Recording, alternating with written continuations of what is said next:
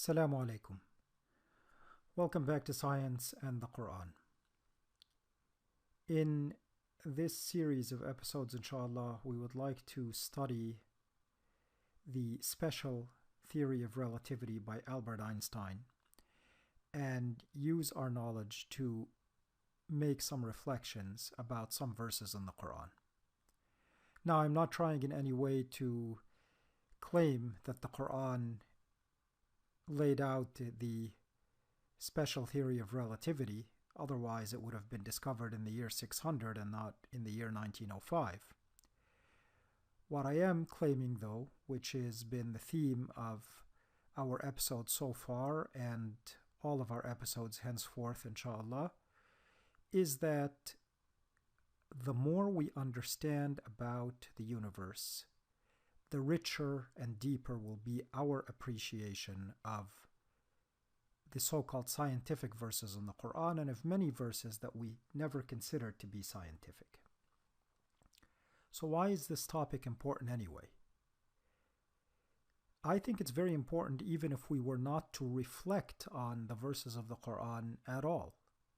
Because as Muslims who are interested in nature, who are interested in how the universe works,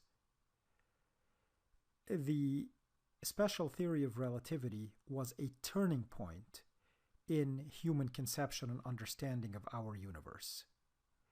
It is really not an overstatement to say that up until then it represented the single most radical shift in the way we understand things.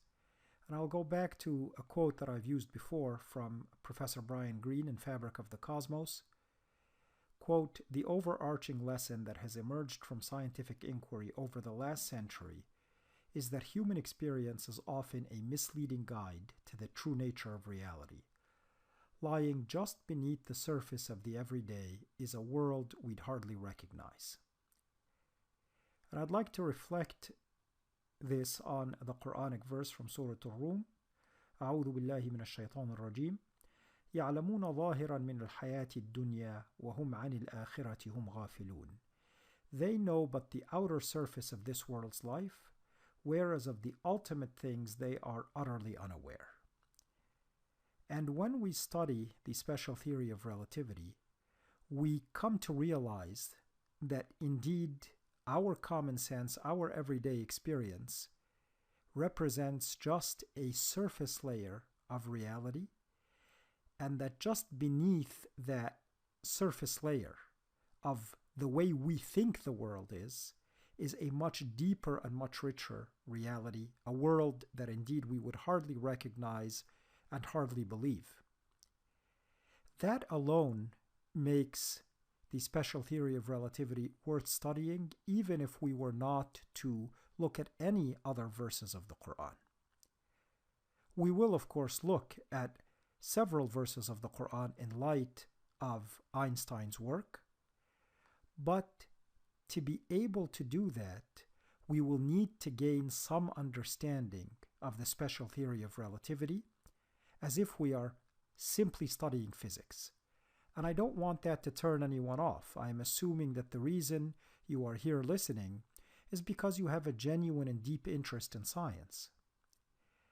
And just like the sorcerers of Musa had to spend years and years studying magic, so that when the miracle came before them, they were the ones able to appreciate it, we need to put in some time studying science so that we can then turn around and take this knowledge and apply it to verses of the Quran.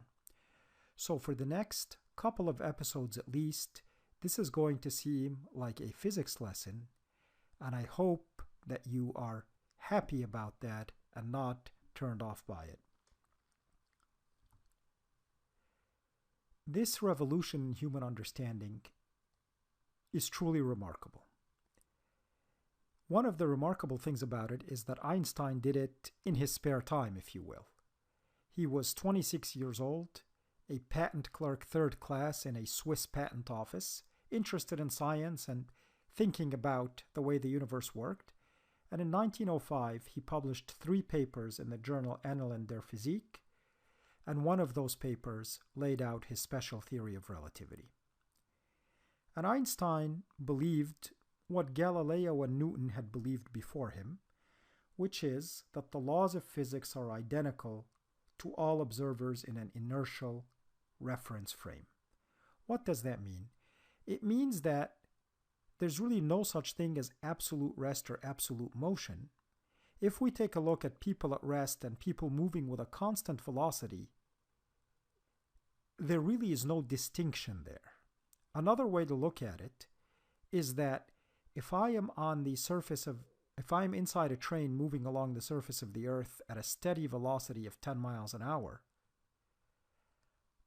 I can legitimately say that I am standing still and everyone else is moving past me in the other direction at 10 miles per hour. We don't normally do that, of course, because we use the earth as a reference frame. But each of us has probably had an experience sitting on a train carriage or in a car, and all of a sudden we see some motion and momentarily we're confused. Am I the one who's moving forward or is the other person moving backward? Alternatively, if you've ever had the experience of being on an airplane and you fall asleep and you wake up and the airplane is moving at a nice constant velocity with no turbulence, it almost feels as if you're standing still. And in fact, what the theory of relativity says, and this is due to Galileo and Newton much before Einstein, is that the laws of physics are exactly identical whether you're standing still or moving at a constant velocity. So that if the windows on the plane are closed and I can't look outside and see myself moving, I have no way to tell, am I moving at 300 miles per hour at a steady velocity, or 600 miles per hour at a steady velocity, or even floating suspended in midair if that were possible. If I tried to juggle, it would be the same moving at a steady velocity on the plane as if I were sitting on the tarmac. If I try to pour a cup of water, it pours the same way.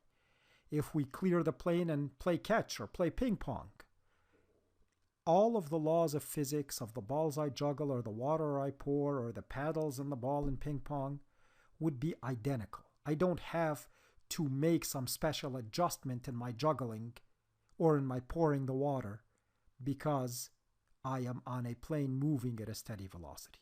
Now, of course, if a plane is not moving at a steady velocity, that's a different story, but we're talking just about inertial reference frames. So, this was the understanding of Galileo and of Newton, and Einstein agreed with that entirely. So where is the issue then? The issue comes in if we look at the following. So let's look at how we see the world. And this is how Galileo and Newton saw the world. That let's say I am standing here on the platform and next to me there's a moving train moving to the right. So if I am just standing still and there's a guy in the train and I can see him and he throws a ball. So according to me, the speed of the ball is the speed of the train plus the speed of the ball's release according to the guy on the train. So let's say, for example, the train is moving at a speed v of 10 meters per second. Somebody on the train throws a ball, which according to him, relative to him, is moving at a speed u of 15 meters per second. Then, according to me, that ball moves at u plus v, or 25 meters per second.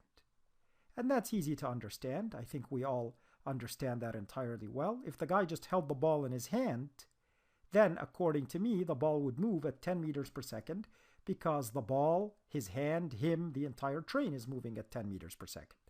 When he gives it some extra speed by throwing it, then if he were standing still and the train were not moving, he would throw it. It would be 15 meters per second. The train is carrying him at 10. He throws it at another 15. That gives me a total of 25. Alternatively, let's say I am stationary on a street corner. and I watch a car speed by me at 50 miles per hour. Relative to me on the street corner, it's moving at 50 miles per hour. But let's say you are driving another car behind that first one at 40 miles per hour. Then you measure that first car's speed, and according to you, it's 10 miles per hour. Because if you consider yourself being still, that car is moving just 10 miles per hour faster than you. And so for us, all of that is ordinary and natural, and that is precisely how the world works, and we have no problem with that. So where was the revolution then? That, inshallah, will be the topic of our next episode.